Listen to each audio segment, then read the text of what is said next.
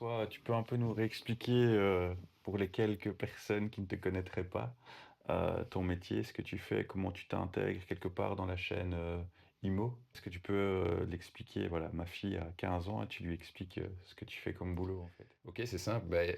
J'imagine que ta fille, elle voit très bien peut-être un terrain qui est à côté de chez elle ou bien une friche qui est à Mmh. côté de chez elle. Et notre métier, c'est de dire à un promoteur plutôt qui souhaiterait acheter ce terrain-là, acheter cette friche-là, quelles sont les bonnes fonctions à y implanter. Mmh. Ça veut dire quoi? Combien d'unités de logement il faut développer?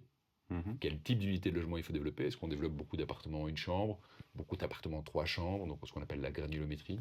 À quel rythme on va pouvoir écouler finalement toutes ces unités d'appartements? Si c'est des appartements par exemple, mais ça peut aussi être des Mmh. maisons. À quel prix aussi on va pouvoir écouler chaque type Un peu d'appartement? la Madame Irma de l'immobilier, quoi. Ah, Madame Irma, on n'a pas de boule de cristal. On n'a pas de boule de cristal. Notre métier, en fait, et ça, je crois que c'est le plus important en tant que cabinet de conseil, c'est de réduire le risque, en fait. Ouais. Et ça, c'est super important dans un monde qui est de plus en plus complexe et où il y a de plus en Mmh. plus d'incertitudes.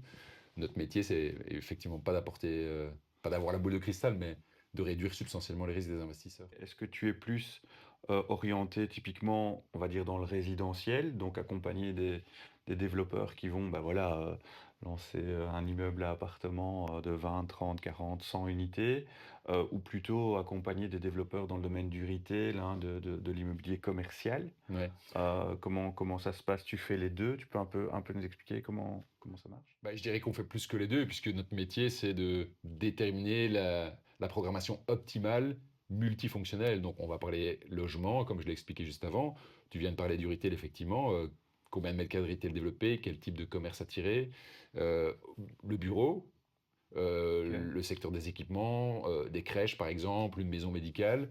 Mais on peut aussi toucher à la logistique, au secteur industriel, finalement, en fait, à tous les équipements, toutes les fonctions qui sont et qui font un territoire. Je peux donner un exemple. Ici, on a travaillé il y a peu de temps pour un grand groupe industriel Mmh. qui doit réduire son footprint au niveau de son industrie OK. et donc qui se Il pose la doit, question. il doit. C'est un besoin, Il veut, diminution de la demande, il y a une certaine contraction de la demande et il veut condenser, il veut diminuer la taille de son outil de production et utiliser une partie de son terrain et valoriser une autre exactement, partie de son terrain. exactement, tu as tout OK. compris. Et donc on a dû l'aider à effectivement optimiser cette surface pour la partie industrielle et dans le même temps pour la superficie qui était libérée quelles sont les bonnes fonctions à implanter, compte tenu de la proximité avec une unité de production industrielle qui reste, et compte Mmh. tenu aussi de l'intégration dans un quartier, en fait.